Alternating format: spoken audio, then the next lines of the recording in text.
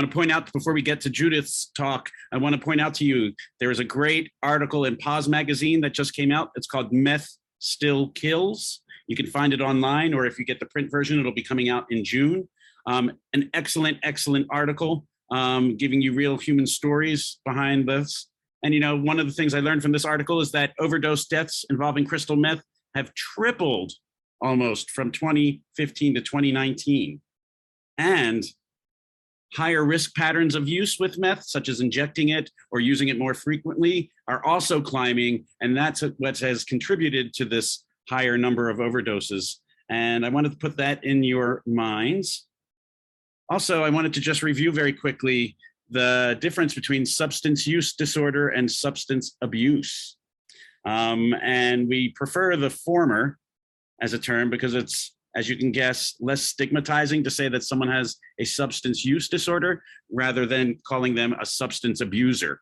In fact, research has proved this. There's a Dr. Kelly who did a survey of 500 mental health practitioners describing the identical situation, except one was called a substance abuser and the other one was said to have had an SUD. And the ones who evaluated the substance abuser recommended a more punitive approach, including jail time and community service rather than continued treatment.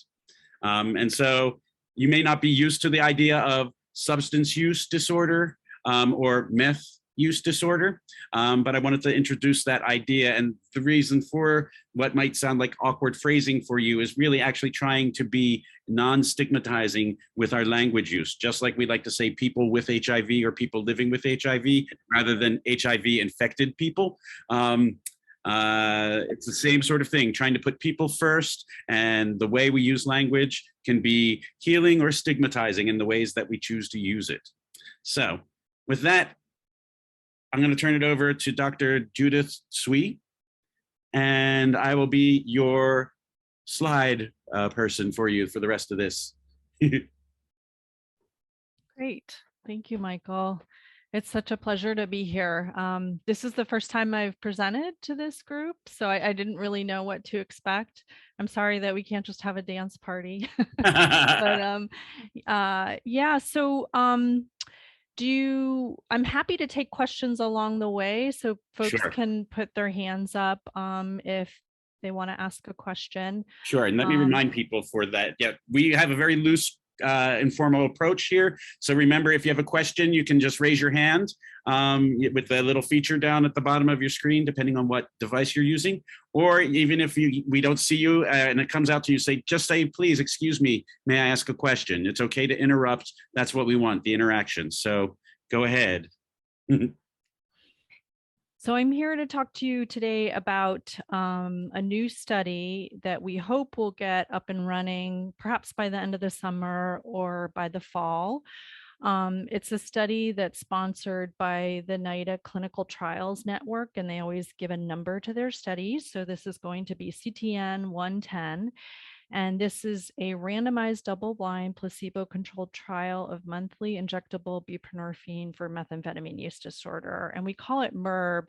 And I still cannot figure out where MERB comes from. I've been trying to, I mean, the acronym doesn't exactly map on to the title that well. And so I need to find out from the lead investigators where MERB comes from. Next slide. But first, just to tell you a little bit about myself, I'm a primary care physician, and then since 2013, I've been certified in addiction medicine. So I'm not a HIV provider per se, although I have taken care of people living with HIV along the way in my career. I joined faculty here at UW in 2014.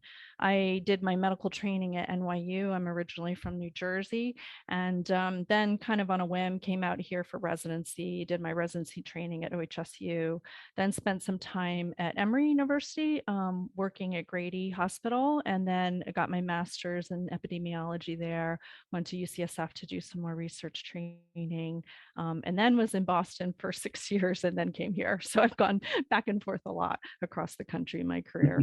But so my clinical clinical work and my research are really focused on persons with substance use disorders, and in particular, persons who inject drugs.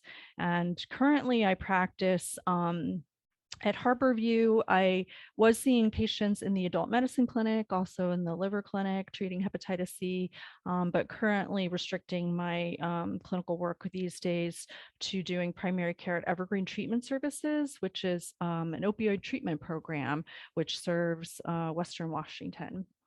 So my research has primarily been funded by NIDA, the National Institute on Drug Abuse, and also from NIAAA, which is the Alcohol Institute. Next slide. So since coming here in 2014, I helped to start up our opioid treatment program, our office-based treatment programs here at Harborview, which have expanded to include an addiction consult service for patients who are hospitalized. And we now have a new addiction medicine fellowship that I'm very excited about that started about 3 years ago. As of a few years ago, addiction medicine actually became a new ACGME recognized fellowship. Not everybody, not many folks are aware of that.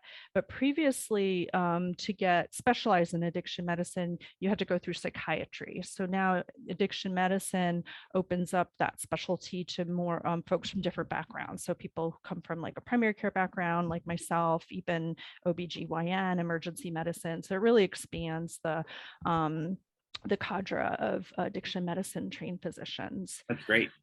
Yeah, excited about that. And so I've been a part of the UW CFAR Behavioral Science Core led by Jane Simone and Deepa Rao and Susan Graham for the past few years.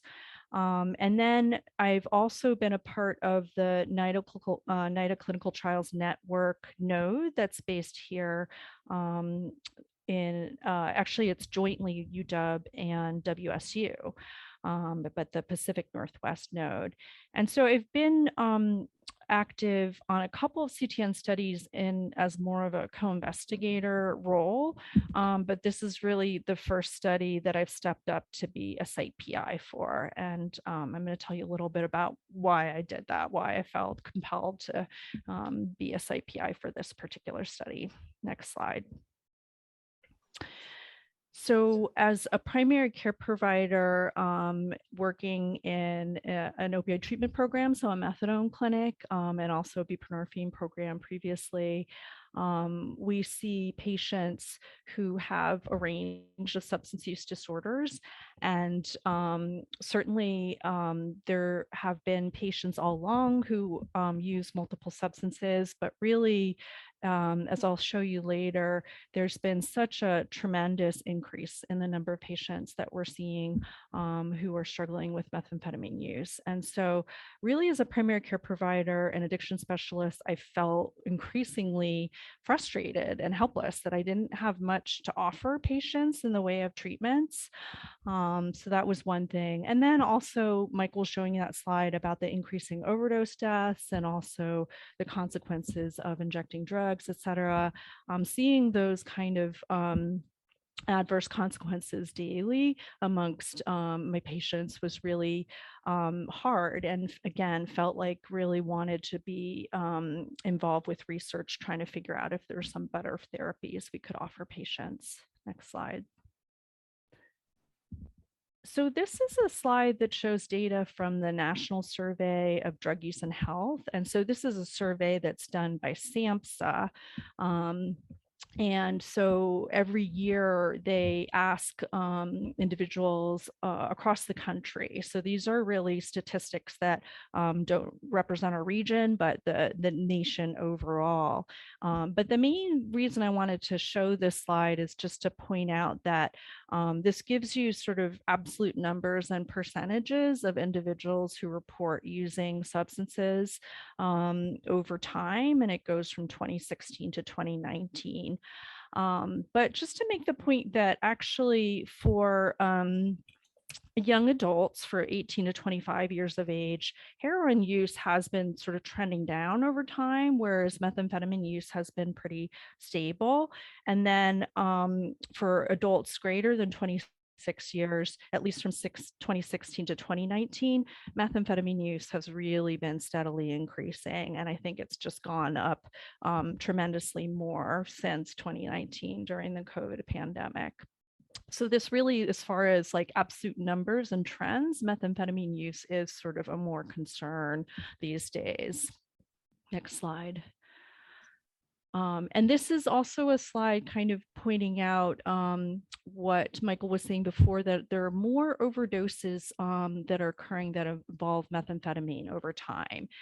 Actually, the very top line is for synthetic opioids, and that's for fentanyl. So fentanyl is driving a lot of the increasing overdose deaths, but the two kind of middle lines, like the solid line is prescription opioids, and certainly there's been a lot of attention to prescription opioids over the past decade, but really that's the prescription opioid related deaths are starting to drop, and even heroin is sort of plateaued, but we are seeing these increase in stimulant related deaths. So both psychostimulants, which is primarily methamphetamine, and then also cocaine as well. And Judith, do you know, like, I know this is probably hard for people to suss out, but we know fentanyl is being used in meth production. In other words, the overdoses that are happening with meth are, as Lori just says, contaminated with fentanyl. I know, like, there was just a recent warning from Public Health here that fentanyl is in rock form as well now here in King County. Do you know anything, or can you comment more on that? Yeah, I mean, it's a very disturbing trend that that there is contamination that patients are not even aware of. And, you know, and unfortunately, it's something that we have a hard time as providers really like even getting a grasp on. Sometimes we just, you know, we see fentanyl that will pop up in patients' urine drug tests who reports to using methamphetamines only, and then we'll tell them, like, you know, this showed up, and they're surprised. And so it's really dangerous times. You can't really know sort of what you're taking, what's actually in there. Mm. Yeah. Kate, you had a question?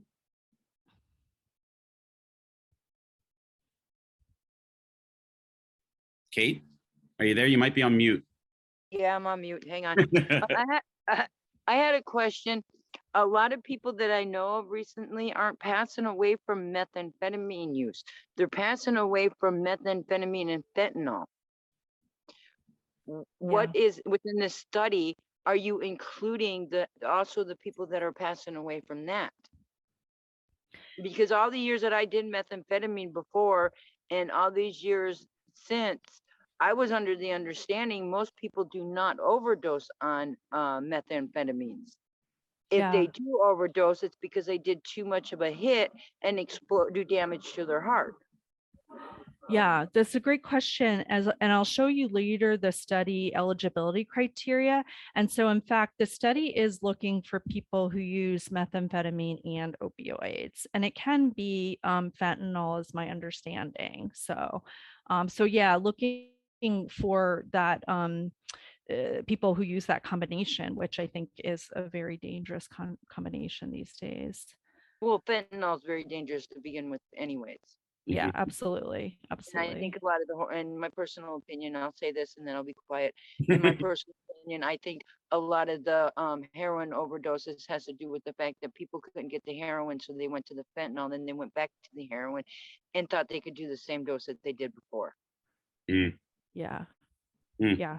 No, I think that makes sense. And certainly with COVID, a lot of drug supply has been interrupted. So definitely do hear people having a harder time getting certain drugs like heroin. All right. So maybe take a look at the next slide. Yeah, so this slide is making the point that among patients that we see who are asking for treatment for opioid use disorder, increasingly they also are using methamphetamine. And the color coding, the West Coast is the red bars, users. So as you can see, in all years, at least since 2012, the West Coast has more methamphetamine users, and increasingly it's going up really in all groups over time, all parts of the country.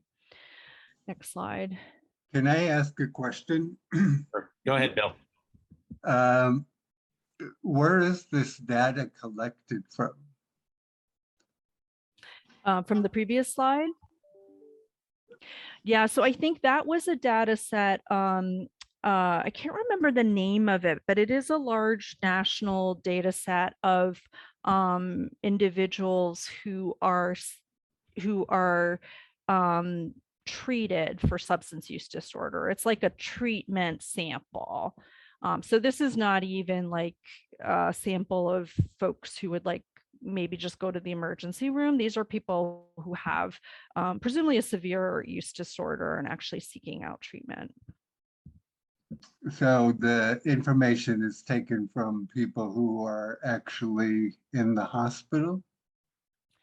So I think they could be from different treatment settings. And of course, for addiction treatment, there's lots of heterogeneity. I mean, you can have inpatient settings, you can have outpatient settings, you can have office-based settings. I'd have to go back and look at the study to find out if I think it's sort of a combination of all of those different settings.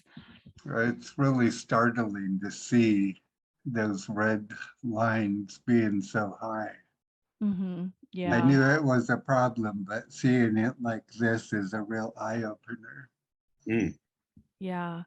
So the buprenorphine program that we have at Harborview, I'll show you, there's actually a study we published off of that later. And when we wrote the study, it was about a quarter of patients who reported they also use methamphetamine at intake. And now it's more than half from talking to the nurses. It's so it has gone up quite a bit. And that's with people who use opioids as well as meth, right? Yeah, so they're asking for treatment for opioid use disorder with buprenorphine, since that's what buprenorphine is licensed for. It's FDA approved for opioid use disorder, not for methamphetamine, which is the point of the MERP study. It's trying to see if it will help with methamphetamine use as well. And ultimately, hopefully that would go towards an FDA application and an FDA licensing. You also said earlier that the data earlier that you showed us was from SAMHSA. Could you explain really quickly who SAMHSA is? Yeah, as I was saying, I was like, oh gosh, I don't even know. So it's the Substance Abuse and Mental Health. There's two letters I'm missing, SA at the end. It's agency. I bet it's something agency. Maybe Laurie can help us. Laurie, do you remember what SAMHSA stands for? Yeah, it's the Substance Abuse and Mental Health Services Administration. Oh, administration, not agency. Thank Lori, you should Laurie. give this talk. You know what SAMHSA is, and I don't. Right. That's a good one. Yeah. So, so this slide is just kind of pointing out a little bit what we've been talking about, how there's been in this increase in methamphetamine use. Sometimes it's, concurrently injecting with heroin, and that's been termed goofball or referred to as goofball use. And then we have a number of studies, including studies that have come out of Seattle. Sarah Glick, she's an investigator here at UW, but showing that there's a lot of high-risk behaviors going on with this combination of drug use as well. A lot of HIV risk behaviors. We actually did have a little outbreak of HIV that was among methamphetamine users here in Seattle. And then in the hospital, of course, we see a lot of complications from injecting drugs, including, bacterial infections in the heart, like endocarditis, infections in the bone, osteomyelitis, abscesses, skin infections, etc. Next slide. So this is actually more details from that study I was talking about earlier, the national study of substance use. I just thought it was kind of interesting, but this is looking at among people who report using methamphetamines. I guess it's about nationally, it's about a little more than a fifth, or it's around a quarter of individuals who report injecting. And I also thought this was interesting that of those who report use, more than half actually have a use disorder. And of course, a use disorder is different than just use, because a use disorder means that your use disorder is basically equivalent to addiction, like that. So you're using in such unhealthy ways that it's really impacting your life. It's really, impacting your ability to have healthy relationships, to work, to sort of achieve your goals in life. So just to point out, when we offer treatment, it's for usually people who have a use disorder, not just for use. Next slide. Oops. Oh. And then yeah, and then this is also just looking at the co-occurrence of other substances among people who use methamphetamine. So just to point out, there's actually a fair amount of polysubstance use, not just opioids like heroin or prescription opioids, but alcohol as well, and other prescription sedatives such as benzodiazepines, et cetera. We have a question in the chat. Mark was asking about I'm going to have to learn how to say this word, buprenorphine and methadone. Are they similar? Say it again, buprenorphine and methadone? Yes. So really good question. So buprenorphine and methadone are the two primary treatments we have for opioid use disorder these days. Methadone is the one that we've, of course, had for decades. It was since the 70s. And buprenorphine is newer, came out around like 2003, 2004. They are pharmacologically a little different. Methadone is what we call pure agonist. It sort of saturates opioid receptors and acts similar, more similar, I guess, than buprenorphine to like pure opioids like heroin, et cetera. Buprenorphine is considered a partial agonist. So it binds to the receptors, but it doesn't have the same degree of effects as far as sedation. It also has less, as a result, less potential for overdose. So they are pharmacologically a little bit different. Yeah. So when people say, for instance, I know they use it as shorthand, they'll say like, oh, they go to the methadone clinic. It might not be methadone that they're taking at all. It might be buprenorphine.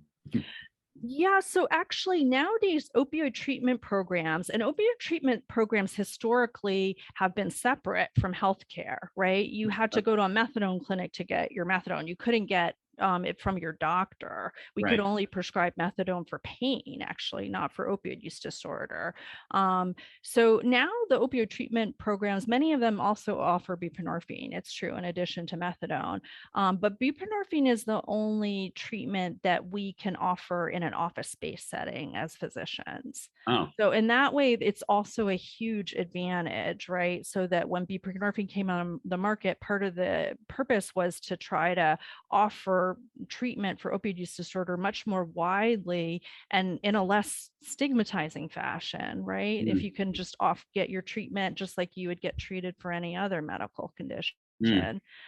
So that was really the hope. But they just feel different, I think, is what I've heard from patients. And certain patients do better on methadone and certain patients do better on buprenorphine. Well, it's good to have a choice. Yep, absolutely. All right, next slide. This is really a great discussion, but I can tell it's going to take me a while to get through my slides. I probably made too many. So this is a study that we did that I was referring to. And basically, if you want to go to the next slide, we looked at data from patients who had been treated in our buprenorphine program, which is a primary care-based program here at Harborview and the adult medicine clinic. And in that program, we had surveys on patients at at baseline at 6 months, where we asked them about their substance use.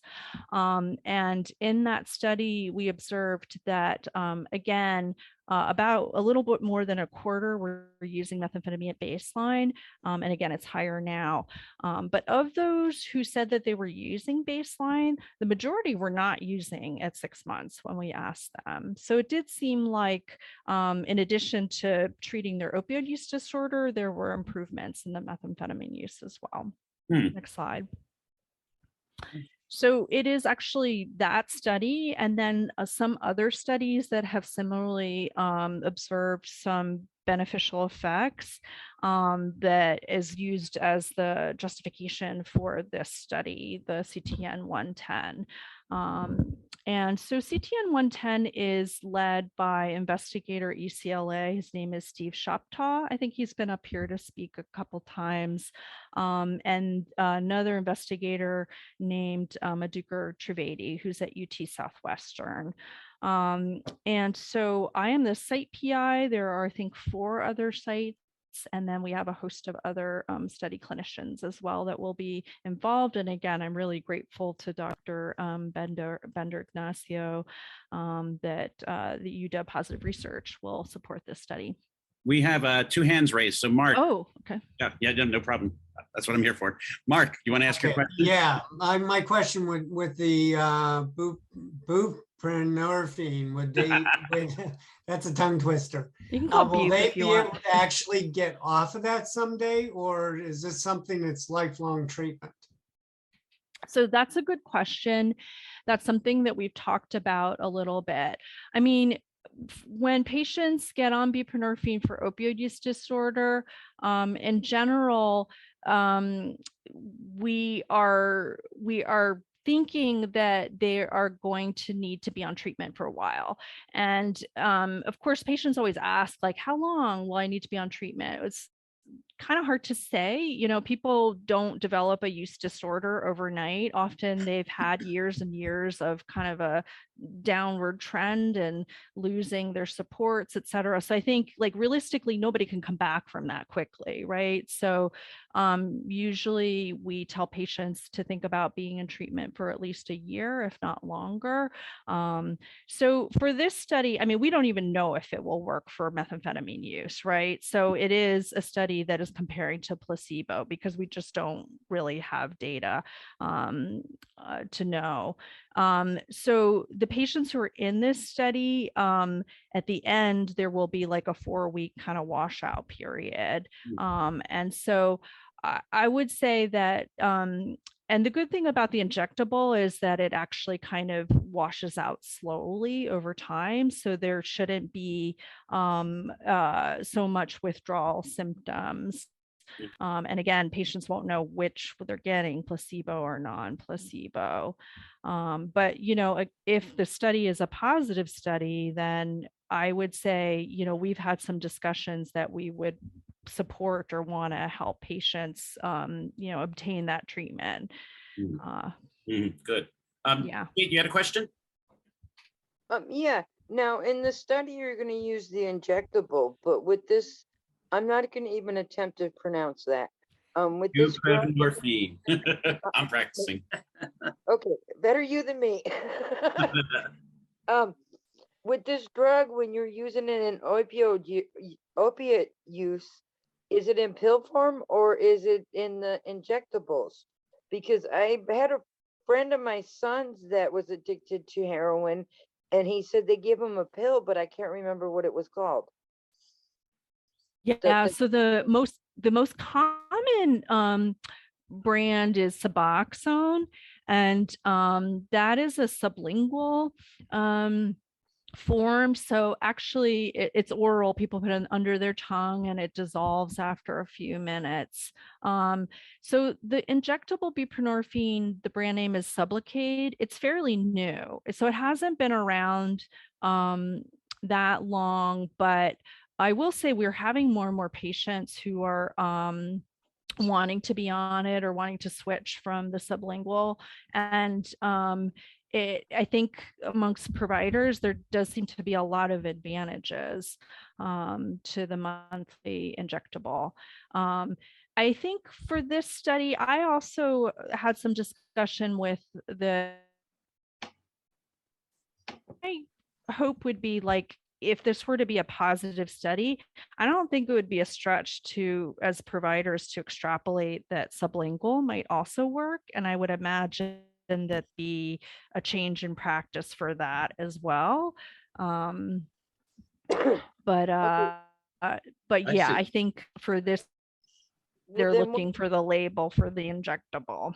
what are the side effects of this too? I mean, is there like long-term side effects? Is there anything like people would have to worry about?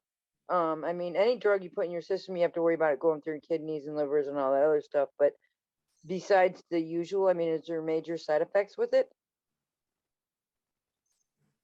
Well, the major side effect I would say that was sort of brought up earlier as well is that you can develop a physical dependence to the buprenorphine because it is an opioid. But that should be, again, the concern with the physical dependence also is that when you stop, that you'll have withdrawal symptoms, right? With the injectable form, though, it sticks around in your body, so it isn't such an abrupt stopping. So supposedly that should alleviate the withdrawals. But as I'll show you the eligibility later, that is actually why they made the eligibility criteria the way they did, which frankly, I'm kind of worried about because I think it's going to be hard to recruit a little. It's going to make it a little bit hard to recruit for this study. They basically were looking for individuals who have a methamphetamine use disorder, moderate to severe, but who also have a mild opioid use disorder or misused opioids. So the point is they can't have such severe opioid use disorder because in that case, it wouldn't be ethical to randomize them to get a placebo, right? They should be getting buprenorphine. At the same time, they don't want to only enroll patients who are completely opioid naive, like their body has never seen an opioid, because in that setting, like potentially you are introducing opioids, and could you create an opioid use disorder? Nobody wants to even think about that, right? So they're kind of threading the needle here, where they want people who mainly have a methamphetamine use disorder, but they do use opioids a little bit so that it's not completely new to them. Basically, what I'm hearing you say is you're replacing one drug with another. But with this one, they may be able to get off of. Well, so as you know, so I mean, I would say as a provider, addiction medicine provider, we think of this as a medication. It's not the same as heroin or methamphetamine. I mean, it is a medication that has fewer side effects. And I don't know, you could say like with a diabetic, we give them insulin, their bodies don't make insulin anymore. You know, but insulin's a medication. Yeah, so I have my personal opinion. I'd rather see a medication that is going to change the way the mind it has addicted itself as well as the body to this drug, and something that people can get off of. But right now we got such a drug addiction in this country, especially with opioids. I mean, I thumbs up to whatever comes out of this. I'm done. Thanks, Kate. We had a few more questions pop up. Lori, you're next. Then we'll go to Fern and then Daniel. Yeah, you started to address one of my concerns, which is, the ethics of giving a placebo to people who are opiate users when we know that, that's what bup is for. For people struggling with pronouncing the name, a lot of folks just call it bup. And the other concern, though, is if I have enough of an opiate problem, right, that I would want to be on buprenorphine, I don't know how it stays double blind, because I'm either going to have opiate cravings or I'm not. And if I'm getting buprenorphine, I should, at an adequate dose, I should not be craving opiates anymore. And I would think the injectable dose would be high enough. And so I guess one of my questions is what happens for people who, who have polyuse disorders, and then we give them the what is in theory injectable bupe, but which may be a placebo, and then they're experiencing, cravings or withdrawal or any of those other effects. Are you able to then also give them oral bupe on top of that? Like what happens for those folks? Yeah. And so we brought this up as well. Me and the study clinicians, we were also concerned about that. So if we have a participant that appears to be developing a more severe opioid use disorder to the point where it's not just mild or misuse, they can be, they would essentially fall out of the study then. And then, I mean, we would, as study clinician, make the recommendation that they discontinue it and they seek treatment for opioid use disorder. Yeah. Oh, sorry, go ahead. I mean, to be honest, it is sort of an unusual study. And when I first heard about it, I was like, no way, I wouldn't want to participate in this. And then as I thought about it more and I talked to the lead investigator, I felt more compelled that like this is a study that could change practice, right? We have so few treatments for methamphetamine use disorder. And anecdotally, I think there are patients who mainly have a methamphetamine use disorder, not so much an opioid use disorder, but they do seek out treatment, but it may be hard for them to find clinicians who will prescribe for them. Like this is actually a study that I think is potentially paradigm shifting and would open up avenues for patients, more alternatives for patients. I think it'd be great if we could find something that actually had some evidence behind it of efficacy for methamphetamine. Mm-hmm. Yeah. Fern. Mandy had a really good comment too. Sure. I feel like she's addressing what I didn't address well enough, making the point that people don't get high off of methadone and buprenorphine. It helps people get and feel stable. So yeah, that's important to point out too. These treatments don't have the same like euphoric effect. So it's not really just substituting one drug for another. Mm-hmm. Fern, do you want to ask your question? Yeah, so I am the prescriber for low barrier buprenorphine program in the U district, and I'm really, really interested in this work because obviously I'm seeing a ton of people on meth. But so one of my questions is how to enroll people. I'm really interested in actually being able to hook people up. But other questions, with injectable bupe, like normally no one starts on that. They start on sublingual and then you make sure that they're not going to have a terrible problem before you give them something you can't get out of their body for a month. So I'm wondering how you're addressing that. And then the other thing I'm wondering about is the majority of people who I see who have a mild opiate use disorder and a moderate to severe meth use disorder have serious mental health problems for the most part and are extremely disorganized. So I'm wondering if you have any sort of outreach or follow-up stuff in place to keep people engaged. Excellent questions. Yeah, excellent questions. So the first question, so the protocol does have induction with sublingual first. It's like a 3-day quick induction, and then they give the first injection if the induction is successful. And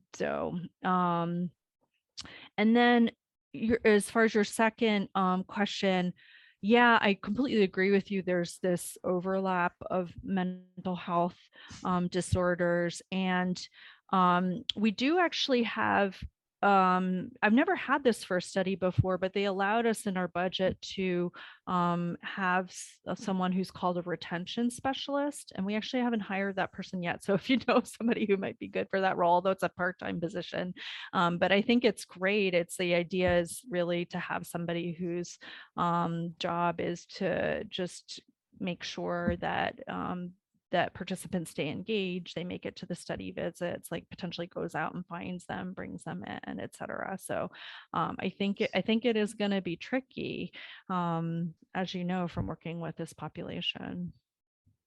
Mm. And then are you going to tell us how to hook people up? Oh yeah. So I'm actually really excited to be here and to hear you say that, because I mean, our fear has always been like, oh, we're gonna have a hard time enrolling. So as this is partly why, I'm here to hear from you all and also to let people know about the study. I'd be happy to give you my email, or you guys can maybe send that around later. I think it's going to be, again, the end of the summer before we're going to be ready to start enrolling. But very excited to have you send people our way. And we will certainly be putting up flyers, and I'll be also going around and giving more talks, et cetera. So. Will Michael have the information as well when the study starts? Oh, yes. Is it possible for you to send an email to everybody who signed up for today so that we can all get the information of how to refer people when the time comes? Sure. And Fern, I might not have your email, so if you want to put it in the chat, I'll make sure to glean it from there. And I just wanted to point out as well, there's our clinic phone number. You can always give that a call, and we'd be able to respond to you that way. So we'll make sure that you all get the information that you need and want about the study. Thank you. And Daniel, you had a question. Yeah, I mean, I want to keep it quick because I don't want to harp on the same question, but I just wanted to clarify a couple of terms. When you talk about characterizing mild opioid use, or like making sure that people aren't opioid naive, are things like people that have like popped pills that are opioids, like pharmaceutical prescription abuse? Is that the kind of characterization it is? And then you talk about misuse. Are you talking about not being opioid naive because of potential contamination from fentanyl? Yeah. You know what? This is great. Let's move forward to the slides that show the eligibility. So I can show you that because I think that will answer some of these questions. Okay. Want me to go? Yeah, maybe just we can skip through. Okay. I mean, the point of that other slide was there was a previous study that you may have heard about, and actually the lead PI for this was the lead for that study that showed benefits of bupropion and naltrexone. So bupropion is Wellbutrin, and naltrexone is an opioid antagonist. Vivitrol is the other name. It's a shot.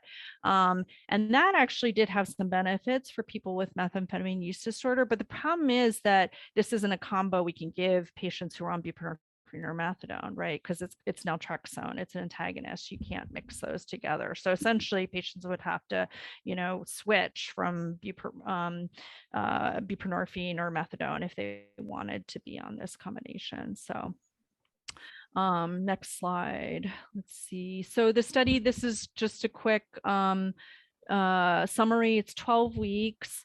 It's the randomized to get either placebo or the active medication. They come in weekly, 2 visits actually per week. It's a very labor intensive study. They get counseling at one of those visits. So everybody, regardless of arm, gets some counseling. And we only actually need to enroll somewhere between like 40 and 50 participants over 18-month period. But let's look at the eligibility criteria. And that's where I'm getting kind of nervous about, I guess here first, just to let you know what the outcomes are. Main outcome is comparing in the 2 arms, how much methamphetamine use they're having over the last, I think it's 3 weeks of this study. So not looking at like abstinence, the sort of absolute dichotomous outcome at the end of the study, but looking more at the number of drug tests that are positive over that period, and everybody gets 2 per week.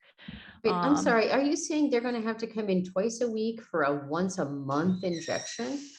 They're coming in twice a week for the study visits. Okay. And one of those visits is for counseling. You're gonna have to pay them really well to get anybody to do that. I know, that's what I said too. And it's actually a really complicated payment reimbursement sort of scheme that they have. But yeah, it's going to be a ton of work for the research staff. Other measures are self-reported use. And then next slide.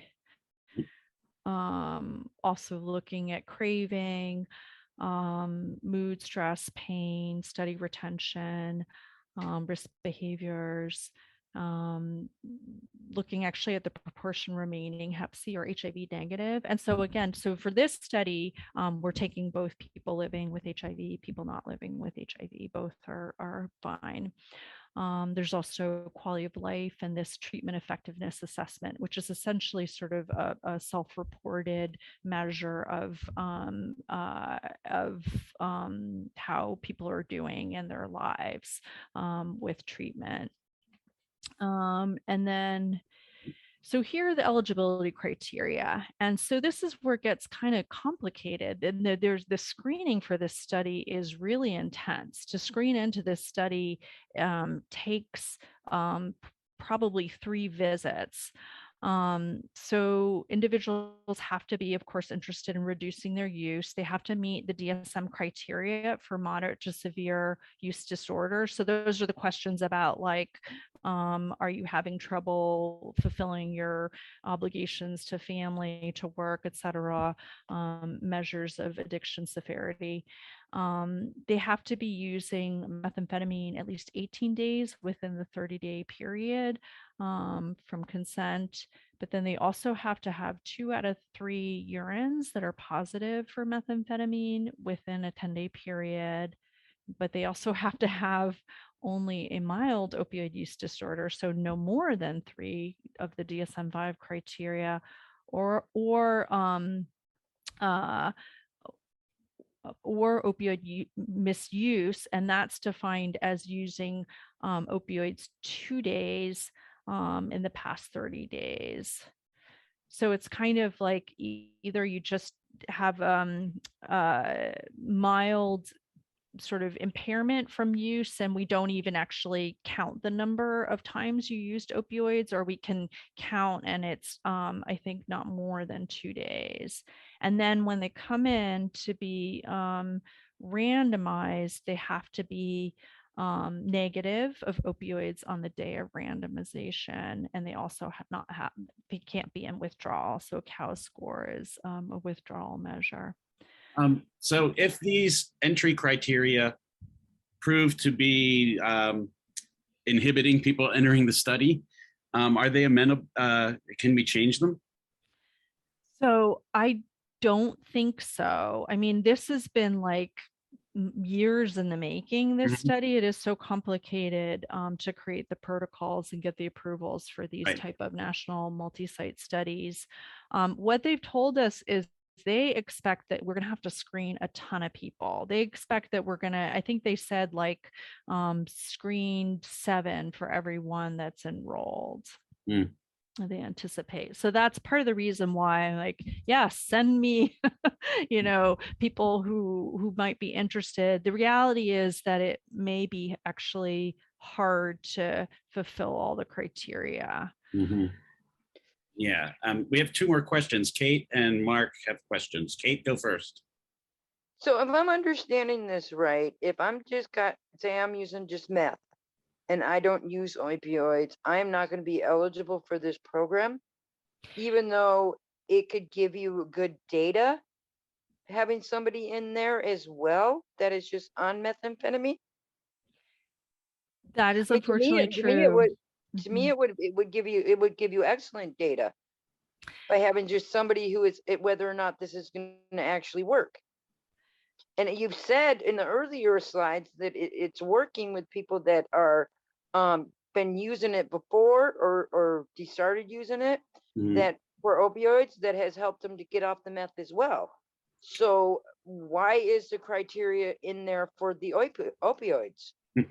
Again, it's the concern is that in somebody who's never used opioids, that you're actually introducing them to opioids and potentially could create a problem where a problem never existed. Mm. They don't want to take somebody who's opioid naive, entirely opioid naive.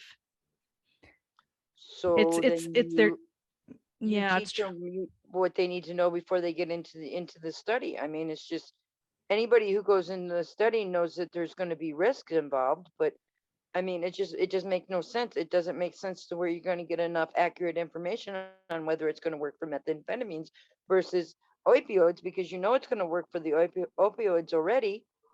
But how are you going to know it's going to work for the methamphetamines if you're dealing with somebody who has an opioid and methamphetamine addiction? Where's that data actually going to come from? yeah. Mhm. I mean, I definitely see your point. And I think that there were a lot of discussions back and forth with people who maybe felt the way you did, and then people who felt, concerned that, oh, you're going to create opioid addiction and you're going to take people who've never experienced an opioid and give them an opioid. And then later, maybe they turn out using heroin. And so I think that there was a lot of discussion, and this was the compromise that they came up with, these criteria. In my personal opinion, as being an ex-meth addict, I have not met a meth addict in my time of doing it, and since then, and I don't isolate addicts.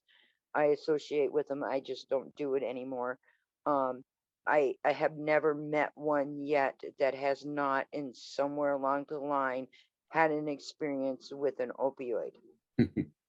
Yeah. Mhm. Yeah. So Well, that criteria that I'm sorry, but I can't see even a reason why that criteria is in there. I Mhm. really hope you get some really good data out of this one, though. Yeah. And Yeah. this is a good question too, because this isn't like an HIV network where I assume you guys didn't have community advisory boards look at this and give you the community feedback. Is that true, Judith? Does NIDA have that sort of program with this trials network? That's a really good question. Let me find out and I'll get back to you on Sure. that. Sure. I feel like the Steve Shoptaw probably does have CAB that he works with locally, but I don't know that NIDA does. Right. The Well, Clinical Trials Network. it would just be interesting, like especially because this will be recorded and posted. You'll be able to share this with the higher ups, so to speak. Like just so they can hear right from community voices how the studies coming across to them. I think that's really important. Mm-hmm. Personally, the way this study is made up and the criteria that have to be in it, I'm guessing they probably didn't have input from any CAB or anybody who's been through drug addiction before. Mm. Well, But let's wait. and I'm see. interested to find out. Yeah, definitely. We'll find out. And this is the great thing when different fields collide, so to speak. You know what I mean? Like the one way things are practiced isn't necessarily the same even within the NIH. The different institutes. Exactly. Yeah, so we'll find out with that. I had the same questions you did, Kate. We also have some questions, but I want to make sure there was another person who had their hand raised. Was it Mark?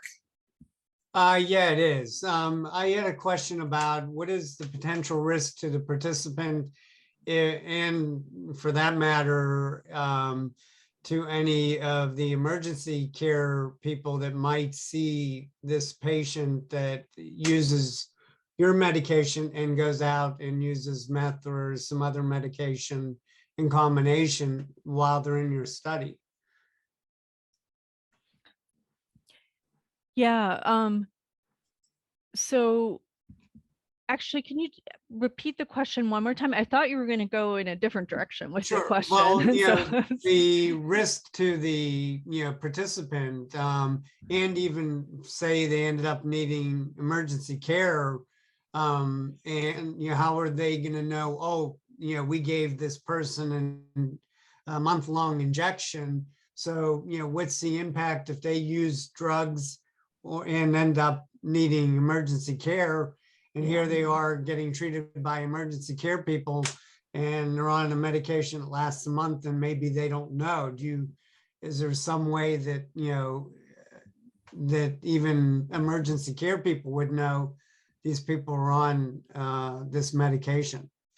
Yeah, yeah. So that's a good question. That was one of my questions as well is, if somebody does end up in the emergency room and needs to have analgesia, pain treatment, would we have to break the blind to know which arm they're in? I mean, the lead investigator pointed out that actually people can know, I mean, they can check urines and it will be immediately obvious, I guess, what if the participant is on buprenorphine or not.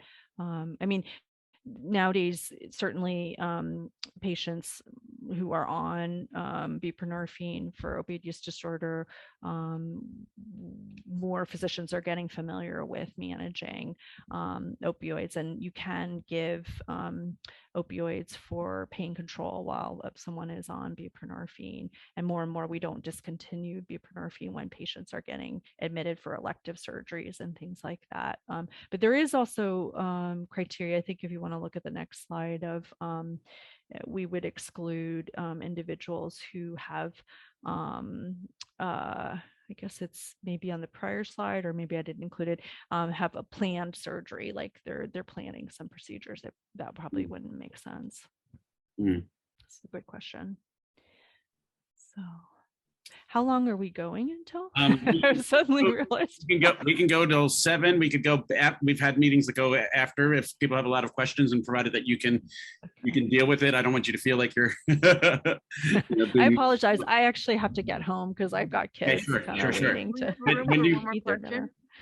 Wait. So I saw Laurie had her hand raised.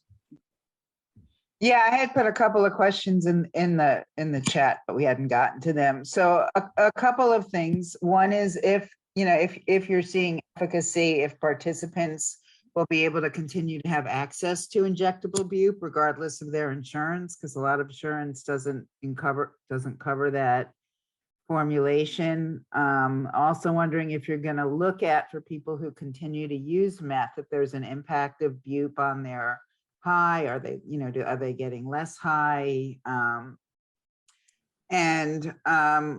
Also, I think what Kate was mentioning, if you're really only looking at people who are using opiates like 2 days out of 30, like I would think those are people that would normally not qualify for bupe treatment with that little bit of opiate use. And so why not just say, okay, this is a study for meth users and the potential risks, physical dependence on buprenorphine.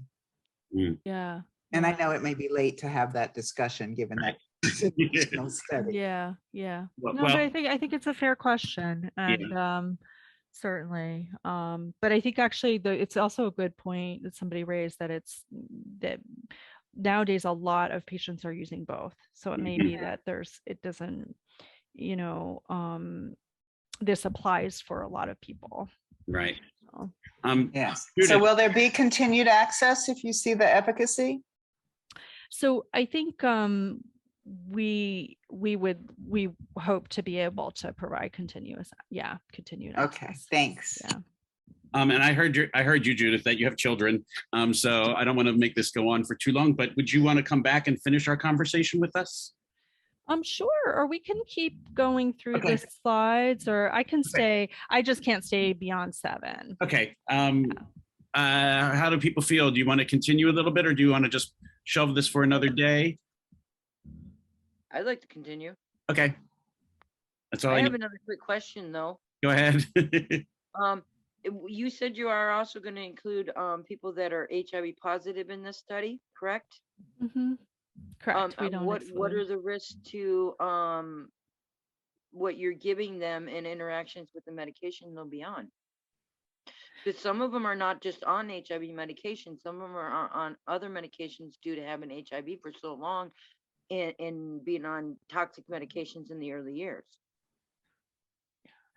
So good question. I mean, buprenorphine is certainly can be used in patients who are living with HIV and is safe. There probably are some other medications that would be exclude patients, and particularly actually then the concern would be medications that can affect QT prolongation, so which can lead to heart arrhythmias.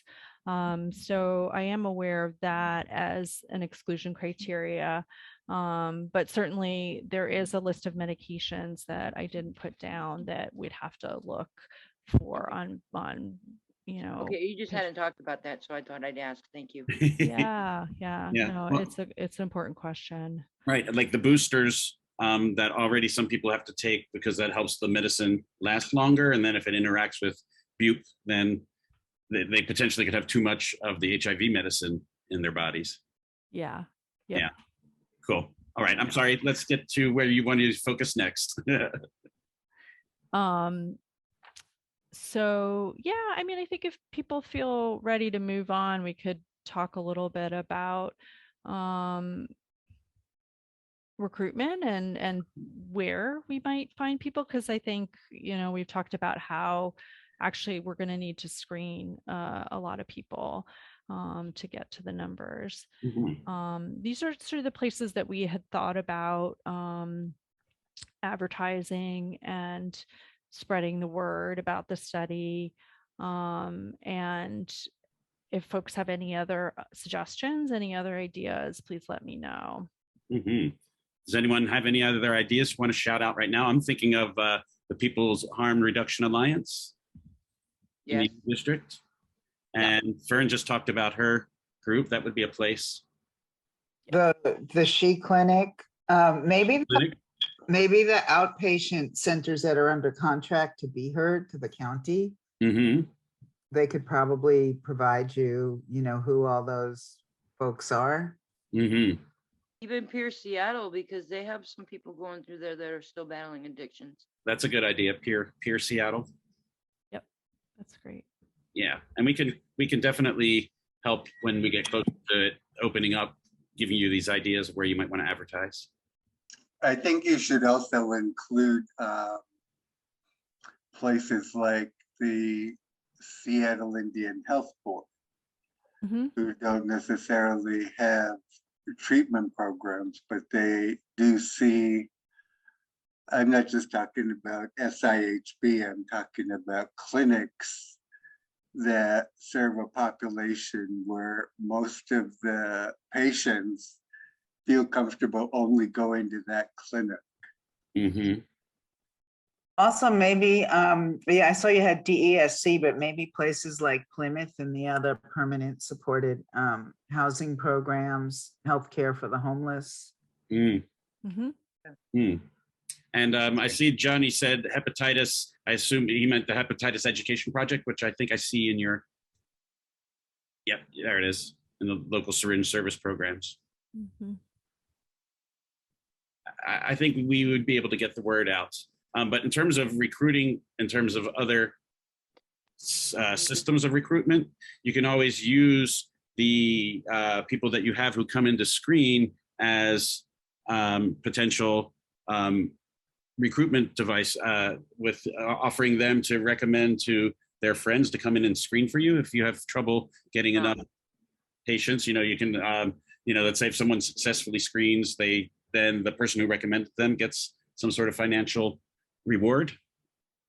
Here's a suggestion. What Like about the jails? Jail? The jails, yes, you got a lot of people going in and out of the jails that are battling these addictions. And when they get in there, a lot of them, you'd have to get them right away, but you could see if you can set it up with the jails to do something like that. That's a good idea. You get a good population of what you would need. I think that actually that was listed already as a exclusion criteria. I think often it is harder to conduct research in those settings. Right. I was going to say, maybe you could talk to the release planners, because you can't actually recruit unless you get, that federal office that does special protections. I forget what they're called. Right. It might have been a study compound as well, because if somebody is unable to continue their use, even if they're seeking treatment, if that could be a reason for them stopping the use or reporting less use. Just that was one of the things the study's looking at. Yeah. Good thought. Yeah, I think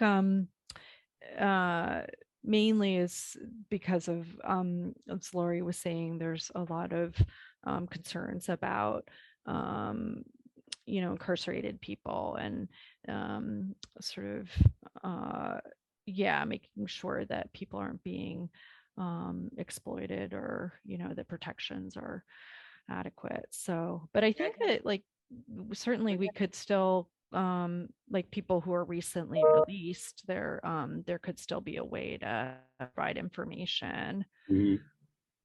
Yeah, I kind of thought that might be limited, or there might be reasons why you can't use the jail, but it was a thought. Yeah, that's a good one. Would you like to go on? Sure. Yeah, and then I was just thinking about, how we can be successful in retaining participants. And I will say that actually with some of these NIDA CTN studies, you'd probably be surprised not surprised, there's a lot of missing data. And it is something I think often investigators throw up their hands and sometimes maybe even become a little bit hardened to. But I think as much as possible, like people bringing up, like we want to have good data. We want to make sure that every participant can contribute fully. So, and thinking about ways that we can maximize retention, I think that, the things that I think of are hiring staff that are really experienced and enjoy working with this population. And fortunately, I have a research coordinator who's been with me a few years now and has also worked on studies where we've recruited people who inject drugs, and he's really great. And so it makes me feel more comfortable that we'll have more success retaining participants. And then as other people brought up, offering financial incentives that are or reimbursements that are appropriate. And then as much as possible, we really want to make it easy for people to come to visit. So in addition to having space through UW Positive Research, we also have some space that psychiatry has made available to us here in the Pat Steele building, which is where I and some of the study clinicians have our offices. So as much as possible, we're trying to create a situation where if somebody just walks in or contacts us, that they're suddenly there for a visit that we can accommodate. So yeah. Ann Collier, you had a hand up. Do you want to ask your question? Well, you mentioned something about testing for pregnancy. How often is that happening? I don't know the answer to that. And I think actually the protocol that we've been given isn't the final protocol. There's still some changes that have been made. And I think in fact, the changes were around that issue. So I can get back to you on that though. Just curious. Mm-hmm. Well, we're approaching 7 o'clock, so I'm going to stop us right here and just so we can look at each other's faces for a second. And I really appreciate everyone's involvement in these questions. I know that it can become like a firing line of questions, so I hope, Judith, you're not put off by Community Advisory Board participation. This is what it's like. It's very friendly, but it's a good interrogation, I think, to help us, understand better, especially because most of us are not coming from the substance use disorder field. We're coming from HIV, and so we have a lot of the same questions about our HIV studies. But I don't know if you wanted to summarize anything for us before we let everyone go. No, I don't have a particular summary except to say that again, I think that this is it's a study of a new treatment for methamphetamine use disorder. And I think we want more options as a provider. I just know that one size never fits all. So right. I think we want to give as many options as we can to patients to help them. I agree wholeheartedly. Always having options. No one treatment is going to fit everybody. I think that's important. So I wanted to thank you all for your very penetrating questions. I think it really helps us. We'll find out some of the answers that we have pending, and we'll find out, and I will share them with you. If you want to make sure that you're on my email list to hear further updates, make sure you put your email in the chat for me before you sign off, and I will definitely get back to you just in case I don't have your email and you want to be connected that way. We will be meeting again next month on the 4th Tuesday. I'm not sure what the date is, but before we go, I wanted to give a big round of applause to Judith. It was a great presentation. Thank you very much for doing it.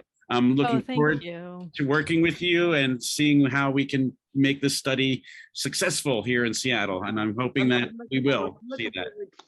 I'm so appreciative. Thank you so much for all your great questions. Yes, yes, yes. All right, everybody. So I'm giving you back the rest of your night. Thank you for joining us. Do stay in touch, and we will be talking again next month. All right. So take care, everyone. Thanks for joining. Good to see you.